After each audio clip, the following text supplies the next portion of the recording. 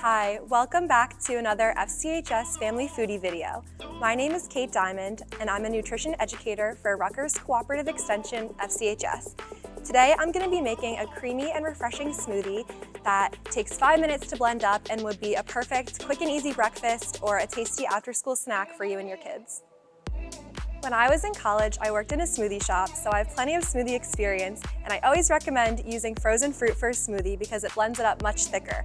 So we have this nice frozen fruit that will add plenty of vitamins and minerals and make the smoothie thicker. And the benefit of using frozen fruit is that it lasts way longer than fresh fruit in the freezer. I also have some yogurt, which will add dairy, so some calcium as well as some protein, a handful of spinach, which will add some more vitamins and minerals and make it a cool green color. And then of course our liquid is going to be some low-fat milk to make it nice and creamy. I like to start by adding my frozen fruit into the blender. And then I'm going to go in with my yogurt. And then I'm going to add a handful of spinach. And I like a thicker smoothie, so I'm going to try to add as little milk as possible. But if you like a thinner smoothie, of course you can use however much milk you like to get the consistency you want.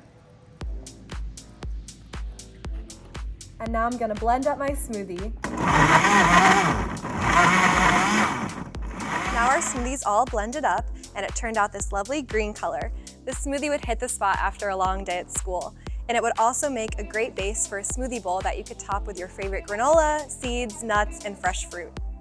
Thanks for watching. I'm Cate Diamond, and for more recipes, check out our FCHS Family Foodie YouTube channel.